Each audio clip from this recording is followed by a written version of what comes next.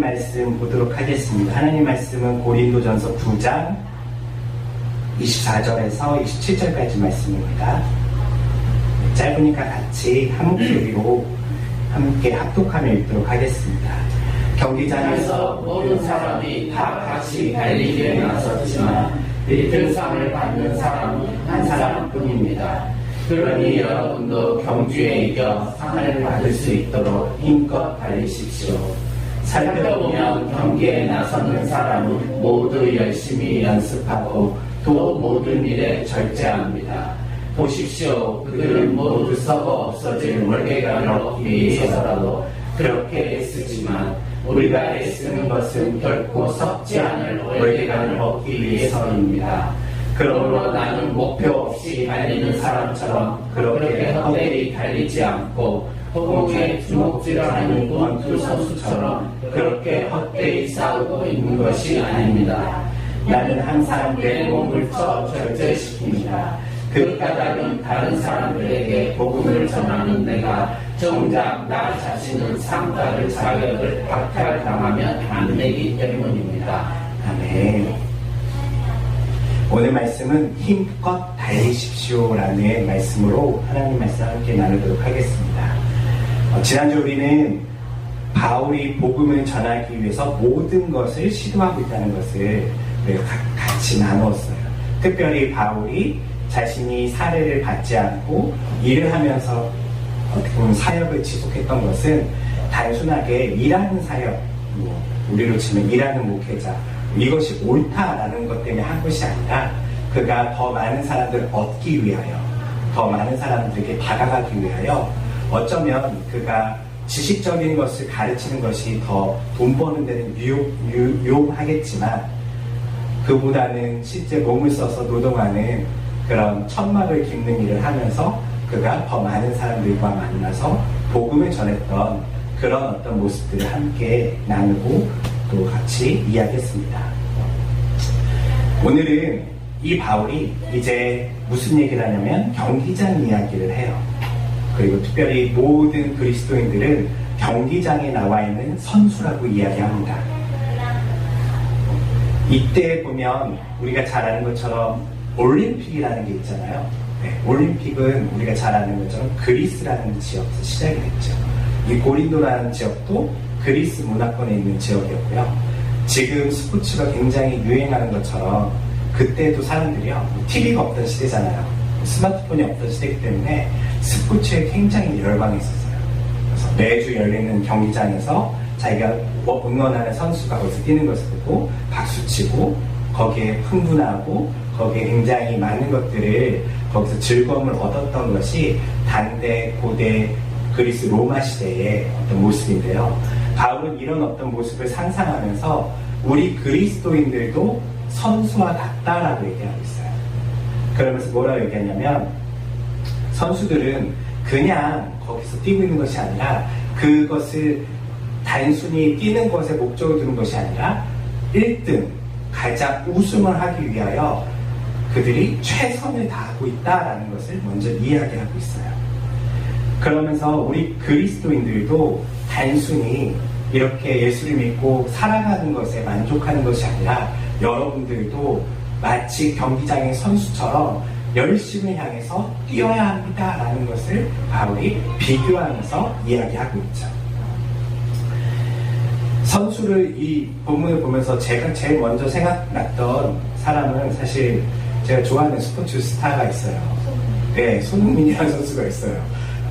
자꾸 이렇게 말씀 보면서 손흥민 생각하면 안 되는데 어제도 손흥민 경기도 있었거든요. 말씀 보면서 손흥민 이야기하고 되게 유사하다라는 생각이 들었어요. 봄이었죠. 손흥민이라는 선수가 처음으로 아시아 처음으로 EPL이라는 영국 리그에 득점왕이 됐었어요. 그러니까 영국 리그가 당시에 지금 우리가 사는 시대 최고의 리그거든요. 거기서 최고의 공격수가 된 거예요. 그러면 그는 최고인가요? 아니면 최고가 아닌가요? 당연히 최고죠. 그래서 당연히 인터뷰를 하려고 기자가 물었어요. 손흥민이야 선수에게.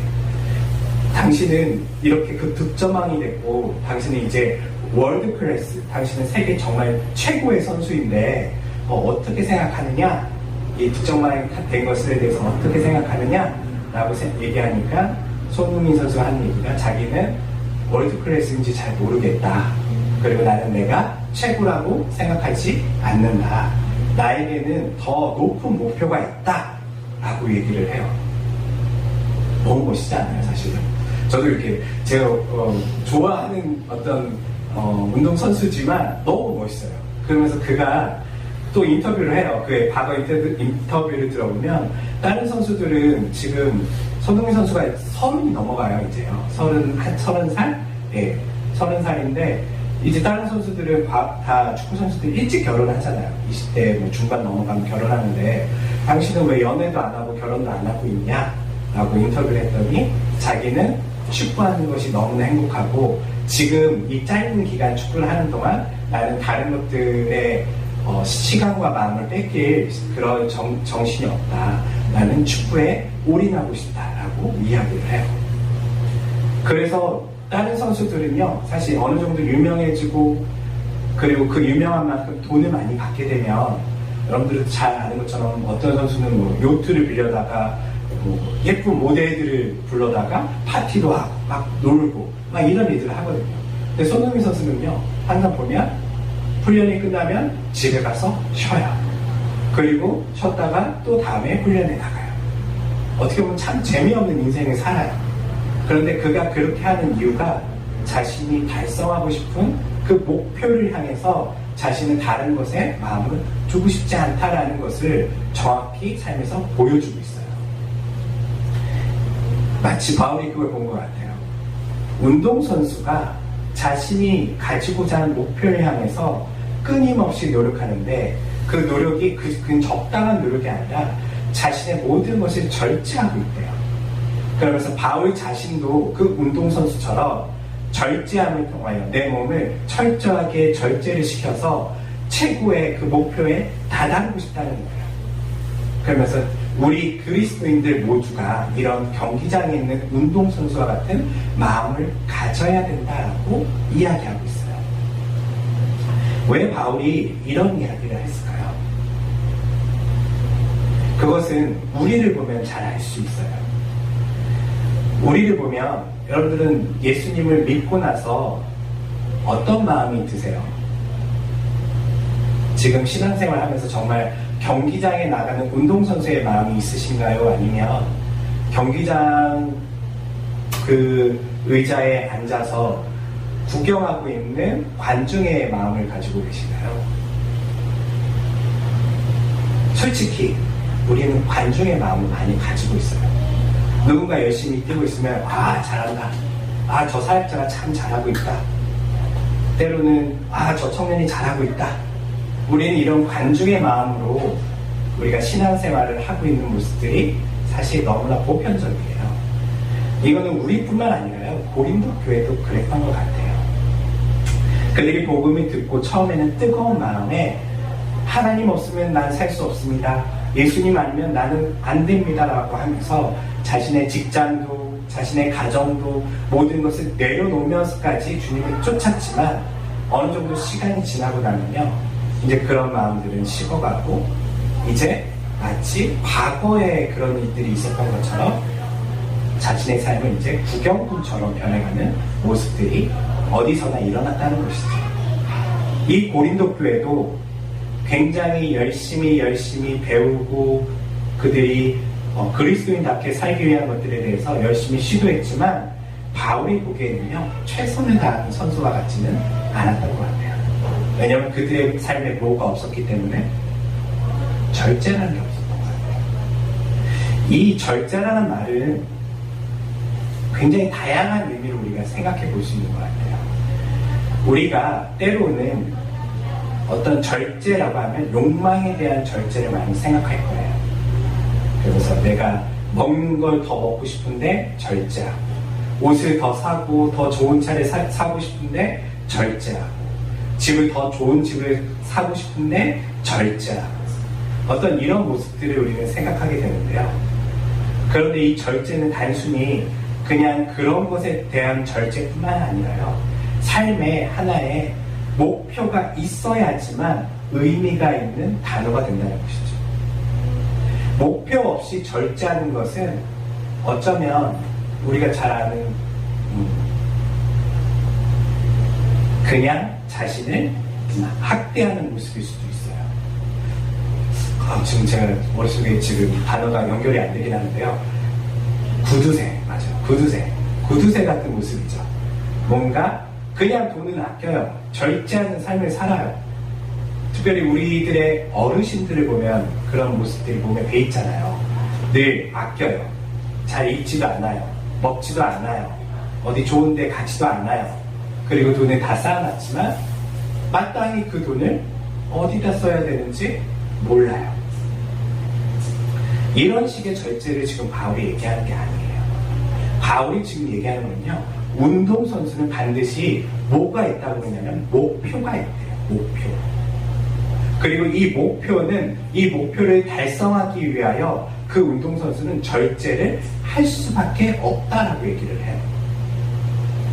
반대로 얘기하면 우리가 우리의 삶에 절제가 없고 때로는 우리의 삶에 방관자와 같은 모습이 있다면 우리가 지금 잃어버린 것은 목표죠. 그리스도인들의 목표를 잃어버린 거예요. 고린도 교회는 어떤 목표를 잃어버렸기에 바울에게 이렇게 훈계를 듣고 있을까요? 네.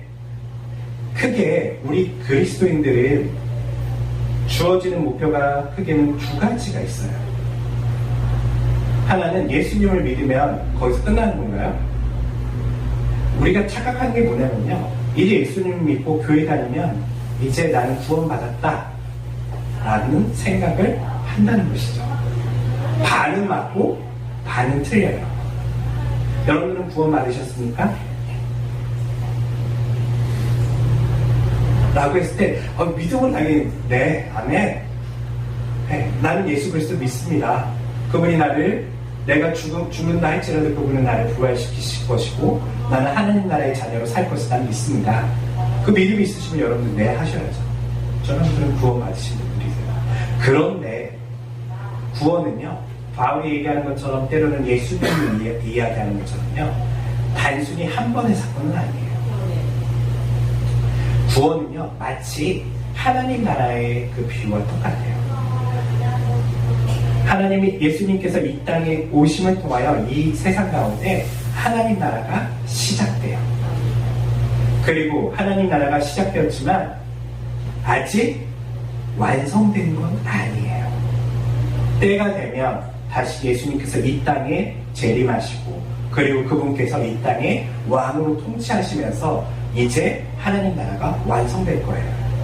그러면 우리가 지금 살고 있는 이 시기는 어떤 시기에 우리가 살고 있는 것이죠? 하나님 나라가 도래했지만 완성되지 않는 그 중간기에 살고 있는 사람들이에요. 우리의 믿음과 신앙생활도 비슷해요. 여러분들이 예수님을 믿으면 이제 하나님 나라 백성이 되었어요. 하나님 나라 자녀가 되었어요.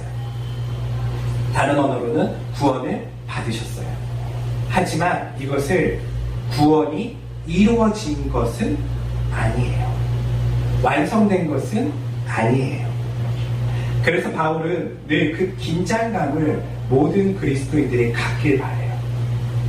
이걸 운동선수와 이야기한다면요, 이제 우리는 운동복을 입고 경기장에 입성한 선수들이에요. 선수 자체가 목표는 아니에요.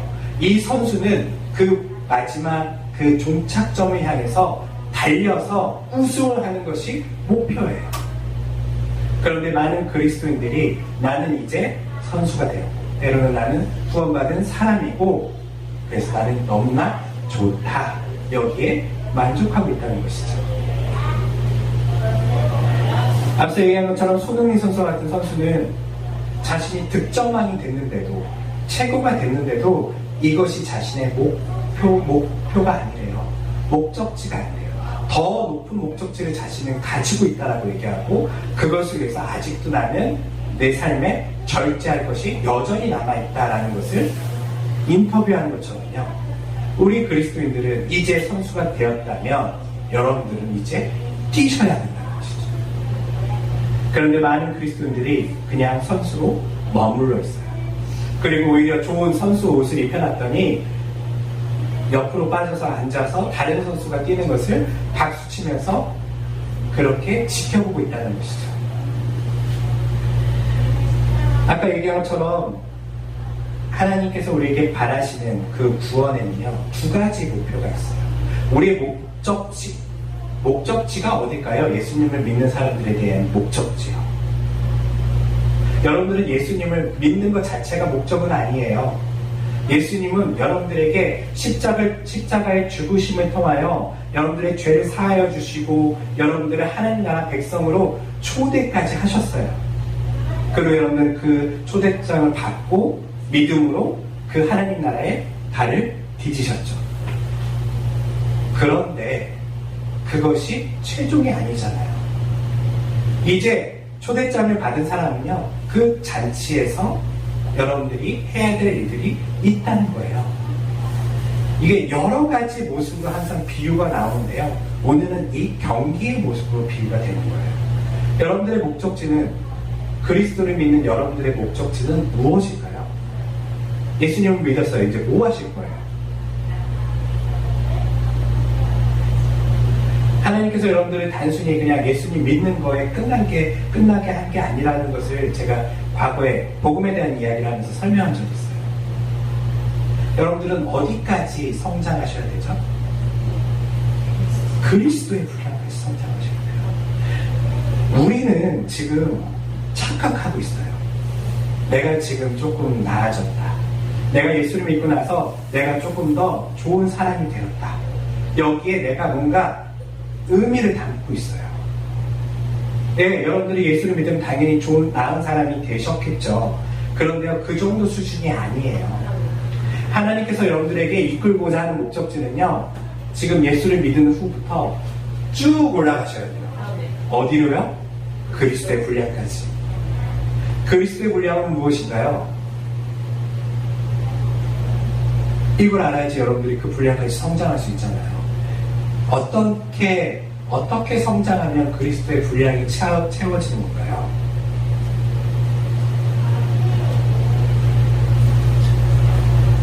네. 어떻게 성장하실 수 있으실까요? 여러분이 상상하시는 예수님의 모습은 어떤 모습이세요? 말씀 속에서 본 예수님의 모습은요? 복음서는 철저하게 이 모습을 계속 강조해요. 예수께서 누구에게 순종하셨다?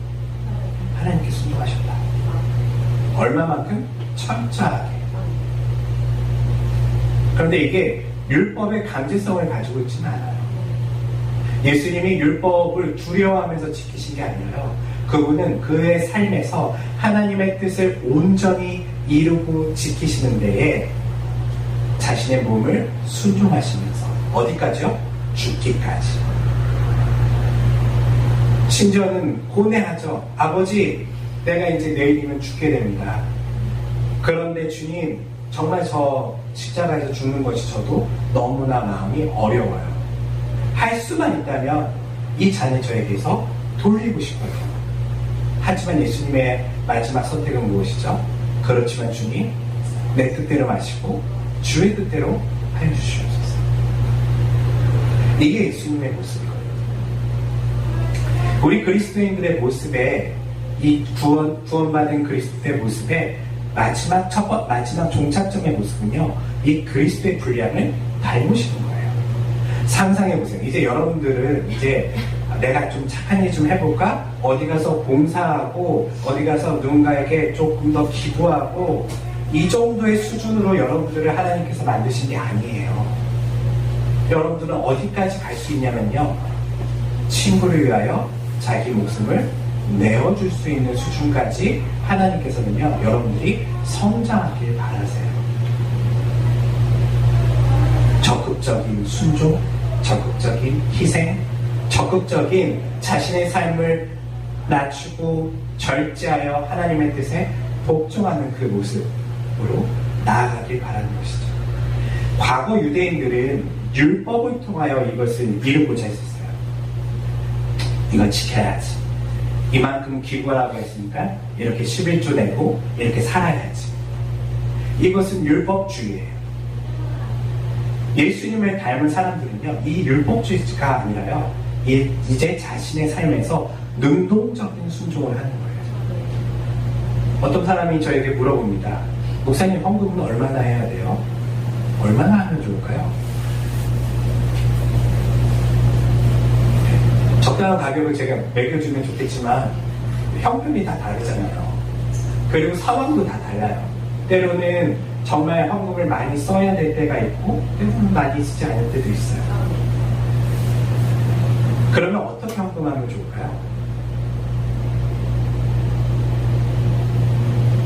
저한테 묻지 않고 헌금할 수 있을 만큼의 수준이 되시는 것이 목표예요. 무슨 조금 말이 그렇지만 내가 어떤 기준을 가지고 그게 아니라요. 언제든지 나의 재산을 다른 이웃을 위하여, 다른 사람을 위하여 필요하다면 내어줄 수 있는, 적극적으로 내어줄 수 있는 모습까지 우리의 헌금 생활은 가야 되는 것이죠. 그것이 꼭 교회 헌금뿐만 아니라요. 밖에서 여러분들의 직장이든 가정이든 그렇게 하는 것이 중요할 거예요. 적극적인 순종의 모습이죠. 어디까지 손해봐야 될까요? 라고 물어보는 분들이 계세요. 내가 그리스도인이라고 직장에서 사람들이 나에게 자꾸 뭔가 어려움을 줘요. 그럼 내가 어디까지 손해봐야 될까요? 어디까지 손해볼까요? 네? 어디까지 손해보면 좋을까요? 예수님께서는 얼만큼 손해보실까요? 그 직장에 다니시는. 여기에는 제가 얘기한 것처럼 이 질문 자체에 이미 능동성이라는 게 없는 거예요. 능동성이라는 건요, 이제 적극적인 순종을 통해서 나타나는 거예요. 이게 여러분들이 자라나야 되는 분량이에요. 아직 내가 어떤 그 능동적인 것들이 되지 않는다면 우리는 어린아이와 같은 모습인 거죠. 우리 애들이 저한테 항상 물어보거든요. 아빠, 이건 어떻게 해야 돼요? 이건 얼마만큼 해야 돼요? 공부는 얼마큼 해야 되고 유튜브는 얼마나 봐야 돼요? 네. 아빠의 마음은 어떨까요? 알려주죠. 근데 애가 20살이 넘어도 똑같은 얘기를 하고 있다면 그 아이는 건강하게 성장한 게 아니에요. 이제 너는 능동적으로 너의 삶을 적극적인 순종이 필요한 거예요. 적극적으로 자기의 삶을 만들어가야 되는 것이죠. 성화의 모습은 바로 이 능동성과 수동성에서 차이가 많이 나요. 성화는요, 점점점 여러분들이 수동적인 사람이었다가 전에는 목사님께서 이렇게 말씀하셨으니까 이렇게 해봐야지, 이런 어떤 수동적인 삶을 살다가 때가 되면요, 누가 시키지 않아도 여러분들의 삶이 적극적으로 하나님께 순종하는 모습으로 계속적으로 성장하는 것이죠. 그리고 그렇게 되다 보면 여러분들은 누구와 만나게 된다고요? 그리스도의 분량까지 다가가시는 거예요. 그런데 여전히 많은 그리스도인들은 이 성화의 모습을 보이질 않아요. 내가 분명히 어제보다 오늘은 더 그리스도인 다워지셔야 돼요. 스스로를 바라보고. 내가 옛날에는 교회 잘 다녔어. 그건 아니에요. 내가 오늘 더 성장한 모습이어야 돼요. 그것이 어떻게 표현된다고요? 내가 더 성장한 모습은 어떻게 표현된다고요? 능동성으로 표현이 된다니까요. 사람들은 더 성장한 것을 내가 교회 일을 더 많이 하는 게, 아니면 뭔가 더 많은 봉사를 하는 게 성장한 거라고 생각하지만, 이거는 누군가 시켜서 하는 거고 누가 주어져서 하는 거고요. 그거 말고 여러분들에게 온전한 자유가 주어지셨을 때 얼마만큼 능동적으로 여러분들이 자신의 삶을 그렇게 절제하며 살아가는가, 이웃을 위해 나눌 수 있는가, 이것이 여러분들의 성화의 현재 모습일 수 있다는 것이죠. 제가 이런 저희 교회 같은 모습을 만들어 가면서 많은 어려움이 있었어요.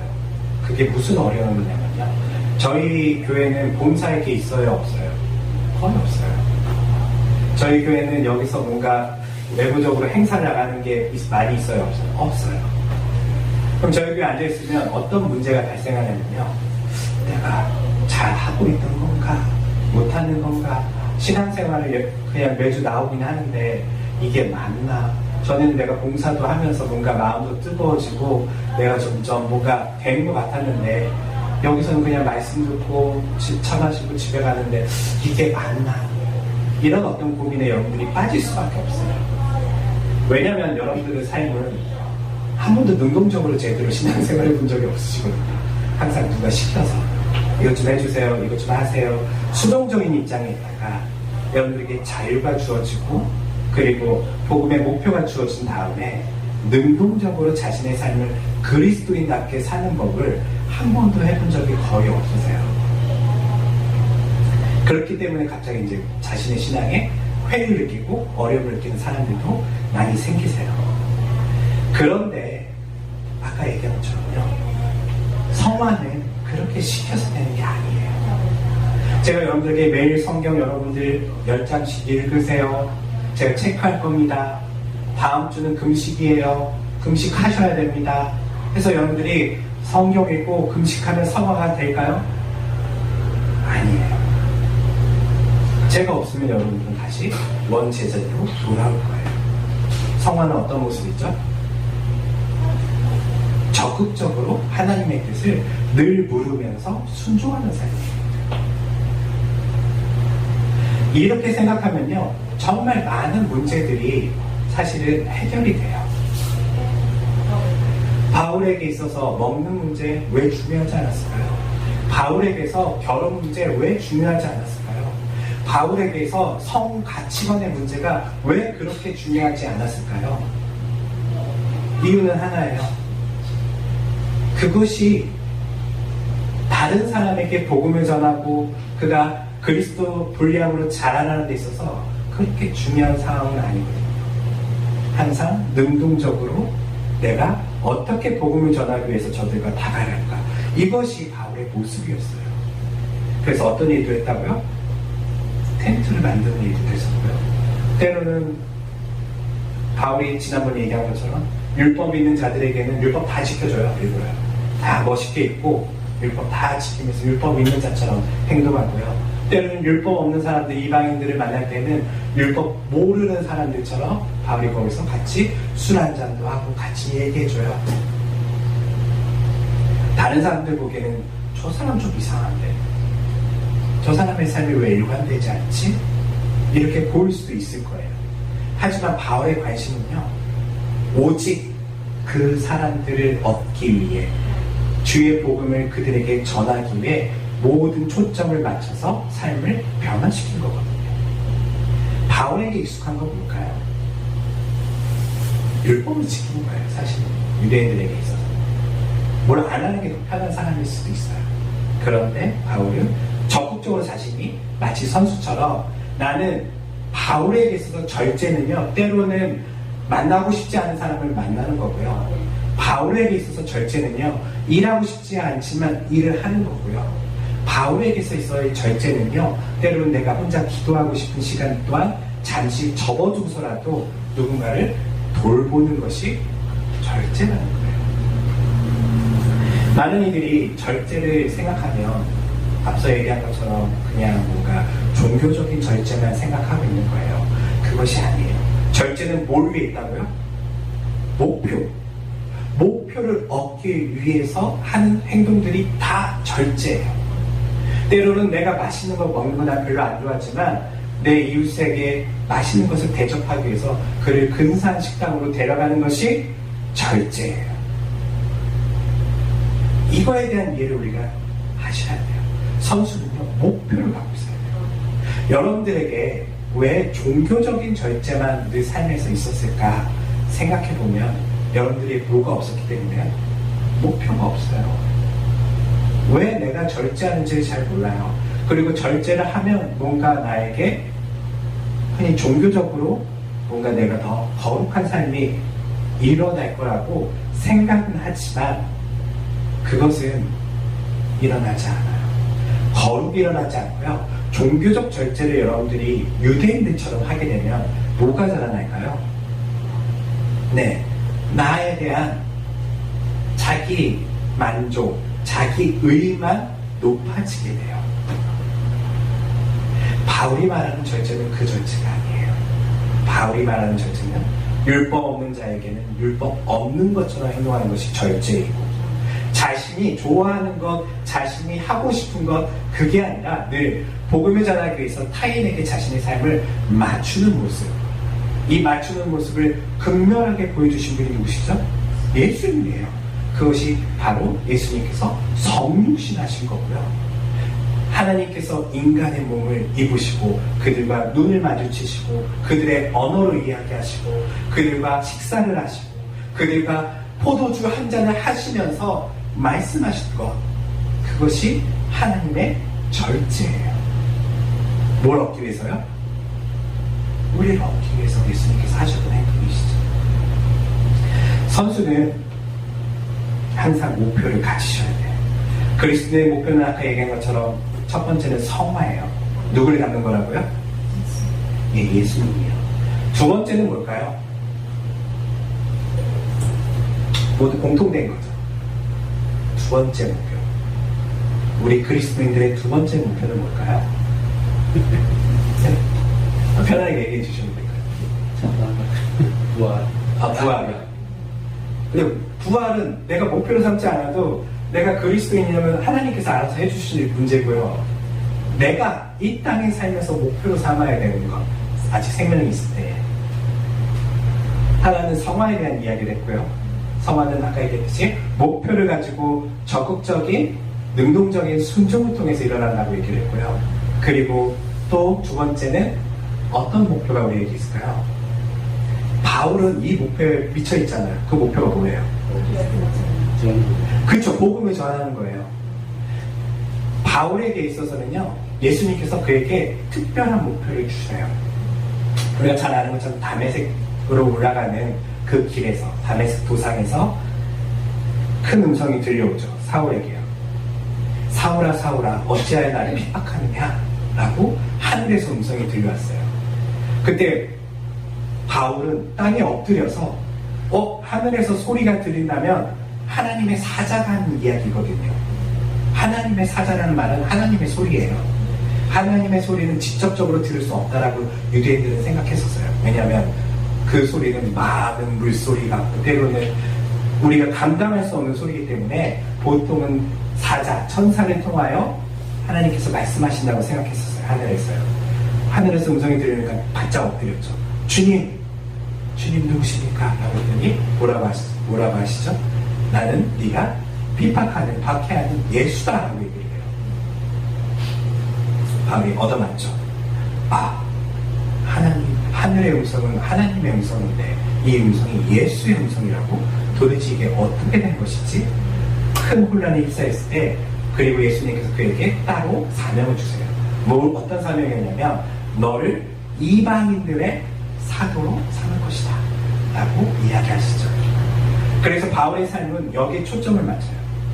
적극적으로 온 과거 그 어떤 자신들의 사도들, 다른 예수님의 제자들은 유대인들의 중점으로 복음을 전하고 사마리아 땅까지 가는 수준에 머물렀다면 바울은 어떤 행동을 하죠?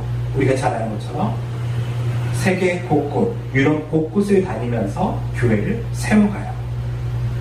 이방인의 사도로 부르신 예수님의 그 목적에 따라 자신의 삶을 온전히 헌신해요. 그것을 위해서 뭐도 안 하냐면 결혼도 안 해요. 그 목표를 얻기 위해서요. 이 목표처럼 우리들에게도 공통적으로 주어진 목표가 바로 복음을 전하는 사명이죠. 바울은 나만 복음을 전하는 사람이 아니야, 너네들도 이 경주에 같이 뛰고 있는 사람이야 라고 본문에서 얘기하는 거예요. 내가 이렇게 뛰는 것처럼 너희들도 뛰어야 돼. 왜냐면 예수님께서 우리에게 말씀하셨잖아. 나는 이방인에게 가라고 얘기 들었지만 그거 말고도 예수님께서 이 땅을 승천하실 때에 모든 우리들에게 사명을 주셨잖아. 그걸 대위인령이라고 얘기하고요. 다른 말로 하면은 너희는 뭐라고 얘기하죠? 온 유대와 사마리아와 땅끝까지 이르러 누구의 증인이 되는 거야? 예수님의 증인이 되는 것이 우리의 사명이에요. 개인적으로는 성화를 이루는 것이 우리의 인생의 목표고요. 또 하나는 우리가 생명을 다하는 날까지 예수님의 증인으로서 이 땅의 많은 사람들에게 하나님 나라가 도래했습니다. 예수님이 우리의 진정한 왕이시니라를 이야기하는 것이 매우 중요해요. 그런데 지금 고린도 교회는 뭐하고 있었다고 그랬죠? 1장부터 9장까지 살펴보면요. 복음은 전하는데 목표를 삼았나요? 아니에요. 그들은 누가 더 잘났는지를 재고 있었어요. 서로 교회 안에서 경쟁하고, 교회 안에서 누가 더 높은 자리에 올라가려고 하고, 교회 안에서 내가 더 좋은 선생님께 배웠는데 하면서 자신의 학벌을 자랑하고, 이런 일들이 고린도 교회에서 일어났단 말이에요. 바울은 그들에게 너희들이 지금 선수로서 뛰어나지 왜 거기서 락커룸에서 싸우고 있니? 이 얘기를 하는 거야. 목표가 있잖아. 왜 너희들은 너희들의 이웃에게 땅끝까지 이르러 복음을 전하지 않고 있니라고 바울이 이야기하는 거예요. 세 번째가 있어요. 이건 뭘까요? 세 번째. 1번, 2번은 우리가 이렇게 목표를 봤지만 세 번째 목표가 있어요. 뭘까요? 우리들에게. 네. 세 번째 목표는 저는 그렇게 봐요. 왜 하나님께서 이 시대에, 이 시간대에, 이 국가에, 이 지역에 나를 보내셨는지에 대해서 이해하는 거예요. 우리는 여기 그냥 온 사람들이 아니에요. 하나님 안에 우리는 과거 영원 전부터 존재했어요. 여러분들은 기억 안 나시겠지만 저 좀 기억이 안 나요. 네, 저도 안 나지만 우리는 영원 전부터 하나님 안에 있었어요. 그리고 하나님께서는요, 역사를 쭉 미리 생각하셨죠. 그리고 하나님이 구상하고 생각하신 것은 반드시 이루어져요. 그런데 하나님께서 지금 2022년에 우리가 이 목포에 있게끔 하나님께서 계획하셨어요. 그 왜를 찾으셔야 돼요. 이건 개인의 사명이에요. 하나님께서 나를 왜 이곳에 보내셨을까? 하나님께서 왜 나를 이 국가에 보내셨을까? 이 지역에 보내셨을까? 때로는 하나님께서 나를 왜 이 가정과 이 직장에 보내셨을까에 대해서 생각하셔야 돼요. 이거는 죄송하지만 목사님 제가 알려드릴 수가 없어요. 이거는 여러분들 각각이 늘 삶에서 고민하셔야 돼요. 이걸 찾을 수 있는 방법이 있어요. 네. 방법은 뭐냐면요, 여러분들의 환경 속에서 반드시 여러분들은 필요한 사람이라는 것이죠. 그 필요를 보면 여러분들의 삶에 지금 해야 될 일들이 생각날 수 있어요. 많은 그리스도인들이 자신의 시대에 맞서는 일들을 했었어요. 특별히 초대교회 성도들은 그들이 예수님을 영접한 다음에 예수님을 뭐라고 얘기하냐면 우리의 왕이라고 얘기했어요. 왕이라고 얘기하니까 당시에 실제 로마를 통치하던 로마의 황제가 그들을 박해하기 시작하죠. 저들이 나만 왕이라고 얘기하는데 다른 왕을 섬겨 그들은 박해를 받기 시작해요. 그러면서 그들은 로마의 왕의 권력에 순응하는가요? 순응하지 않아요. 철저하게 목숨을 내놓고요. 나는 그리스도인, 나는 예수님을 왕으로 섬기는 사람입니다. 원형 경기장에 끌려가서까지도 목숨을 내놓고 주님만이 나의 왕이십니다라고 고백하며 죽어갔어요. 어쩌면 그들에게 시대에서 바랬던 것은 절대 권력자인 로마의 황제에 싸우면서 믿음을 지켜내는 것이 그 시대에 어쩌면 필요했을 수도 있어요. 그리고 시간이 많이 흘러서 500년 전 이런 고민을 했던 사람들이 있어요. 그 사람들이 바로 종교개혁자들이죠. 다 같이 예수님을 믿는 사람들이 다 모여있어요. 이미 유럽은 다 예수님 믿어요. 그런데 종교개혁자들의 머릿속에는 깊은 고민이 생겼어요. 이게 교회가 맞나? 이게 믿음이 맞나? 이렇게 사는 게 하나님께서 뜻하신 삶인가에 대한 회의를 느꼈어요. 그러면 하나님께서 이 땅에 원하시는 게 무엇인지에 대해서 성경을 연구하고 사람들에게 알리기 시작했죠. 그런데 이것이 그냥 지금처럼 편안하게 알릴 수 있는 게 아니에요. 이것을 알리면 목숨을 내놔야 돼요. 우리가 잘 아는 것처럼 루터는 교황에 대해서, 교황이 잘못한 것들에 대해서 그가 글을 썼을 때에 교황청에서 루터를 죽이려고 했죠. 이 시대마다 자신의 목숨을 내놓고 해야 될 일들이 있어요. 그리고 나서 지금으로부터 100년 전 한국을 한번 생각해 볼게요. 우리나라에서도 이런 어떤 시대적인 생각을 가지고 맞서 자신의 사명을 불태웠던 그리스도인들이 있어요. 누굴까요?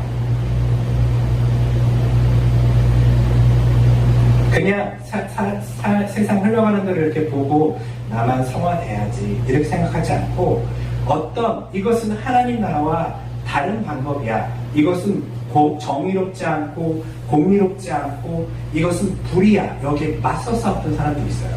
누굴까요? 100년 전에 우리 그리스도인들 선배들이죠. 목숨을 내놓고요. 그렇죠. 일제시대 때. 네, 신사참배도 그랬고, 근데 신사참배 대부분 다 해버려서 거의 맞서서 하는 사람이 없어요. 네, 그 아주 소수만 맞섰고요.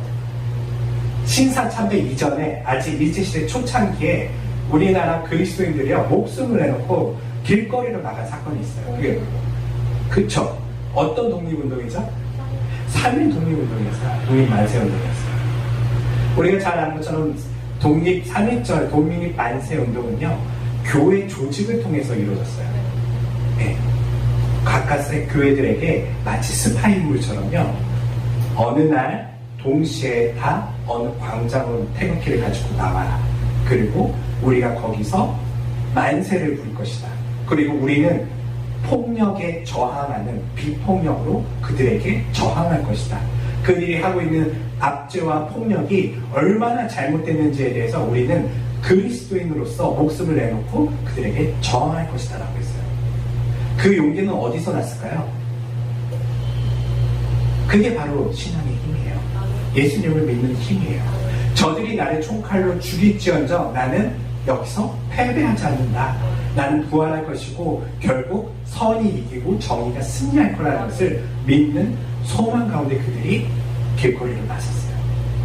그래서 많은 그리스도인들이 어떻게 되죠? 죽어요. 그리고 제가 한번 3.1절에 대한 이야기를 했지만 그때 교회의 한 80%의 그리스도인들이 거의 다 잡혀가고 고문당하고 죽어요. 네. 그 다음 어떤 일이 일어나냐면 이제 신사참배 그 다음에 권력 앞에서 교회들이 굽신거리는 일들이 일어나요. 안타까운 일이죠. 그 전까지는 그들이 저항해요. 오늘날 그리스도인들은 무엇에 저항하고 여러분들의 삶에 각각 개인에게는 어떠한 이 시대의 과제가 주어져 있으신가요? 이것은 우리가 고민해 봐야 돼요. 저는 최근에 있었던 일도 사실 정치적인 이야기라서 안 하고 싶지만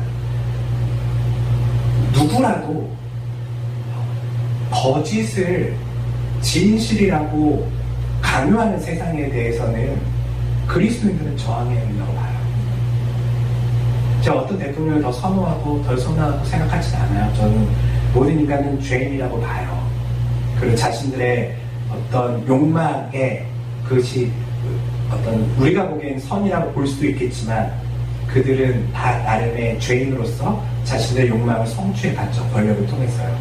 그렇지만 모든 사람들에게 거짓말을 선동하거나 거짓을 강요하는 세상에서는요 그리스도인들은 저항해야 돼요. 제가 최근에 있었던 일들을 보면서 여러분도 잘 아시잖아요. 누가 봐도 뭘로 들려요. 뭘로 들리는데 아니래요. 몇몇 언론과 정부에서요. 이걸 어떻게 봐야 돼요? 그리스도인으로서요. 그 사람이 좋아하고 싫어하고의 문제가 아니라요. 거짓말하면 안 됩니다라고 얘기해야죠. 마땅히 사과할 일 있으면 사과해야 됩니다라고 얘기하는 것이 그리스도인들이에요. 그런데 안타깝게도 대다수의 그리스도인들이 자신의 정치적 입장이 여기에 가까우면 용인해주고 저기에 가까우면 싸워요. 정치적 입장으로 싸우는 게 아니에요. 우리 그리스도인들은 뭐에 지금 싸우는 사람들이죠? 하나님 나라와 대적하는 모든 것에 있어서 싸우는 사람들이에요. 그러면 우리는 환경을 망가뜨리는 사람들과 싸워야 하고요. 이 세계를 파괴하고 있는 사람들과 싸워야 되고요. 정의를 불의로 만들고 있는 그런 사람들과 싸워야 해요. 그것이 역사 속에서 교회, 그리스도인들이 해왔던 일들이에요. 오늘날 그런 목표를 가진 그리스도인들이 이 땅에 많이 없어요. 이거를 과거에 뭐라고 그러냐면요. 우리 신학적으로 얘기했을 때 임마누엘 칸트라는 사람이 있어요. 과거 칸트 이전의 사람들은 1800년도 이전의 사람들은요. 자신이 어떤 것을 믿으면요. 그것이 신념이 될 뿐만 아니라 진리가 돼서 자신의 삶을 거기에 온전히 내어놔요. 조금 더 쉬운 말로 하면요. 과거 1800년도 이전의 사람들은 왕정시대 사람들이죠. 그렇죠. 왕이 다스리던 시대 사람들에게 복음은 단순히 종교적 이야기가 아니에요. 복음은 새로 왕이 등극하셨다는 거예요. 어떤 왕이죠? 예수님이 너의 왕이야 라는 거예요. 그러면 나는 예수님의 백성이라는 생각이 가지게 되면 다른 예수님의 백성으로서 살지 못하게 하는 그러한 불의한 권력과 왕으로부터 싸우는 일들을 그들이 했던 거거든요. 누구에게 충성하기 위해서요? 나는 그리스도의 예수님의 백성으로서 예수님께 충성하기 위해서 그들은 적극적으로 싸웠어요. 당연하잖아요. 여러분들의 나라를 누군가 침공하고 여러분들의 나라에 불의를 일으킨다면 여러분들은 가만히 있으시겠어요? 전쟁이죠. 싸우죠. 목숨을 걸고 싸우죠. 근데 왜 안 싸우기 시작했냐면요. 신학적으로는 임마누엘 칸트라는 사람이 이걸 나눠버려요. 종교와 세상을요. 이제 기독교는 종교의 영역에 들어가 버린 거예요. 그들은 뭔 얘기하면 너가 하나님 믿는 거 괜찮아. 다 믿어도 돼.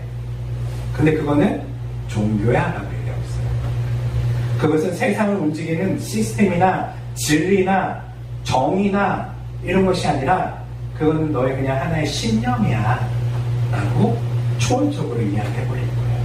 그리고 오늘날 살고 있는 그리스도인들도요 이것에 익숙해요. 자신의 삶은 이제 하나님 나라의 백성이라는 개념을 제대로 갖고 있지 않아요. 특별히 이렇게 우리처럼 민주주의 사회에 살고 있는 사람들에게 여러분들에게 왕의 명령이라는 게 무슨 의미인지 우리는 잘 모르잖아요. 예수님이 우리의 주님, 주인님이라는 그 단어는 우리가 철저하게 예수님께 복종하고 순종하겠다는 것을 의미하는데 그리스도인들은 이것을 의미를 잃어버렸거든요. 그리고 종교의 영역 안에서만 예수님 내 마음을 뭔가 치유해주고 내 마음의 영역에서만 일하시는 분으로 그를 삼는 거예요. 과거 그리스도인들과 우리는 많이 달라요. 이렇게 오늘날 우리도요 이제 이것을 좀 되찾아야 돼요. 여러분들 성경 읽으실 때요 민주주의적인 생각을 가지고 보시고 읽으면 이해가 안 될 거예요.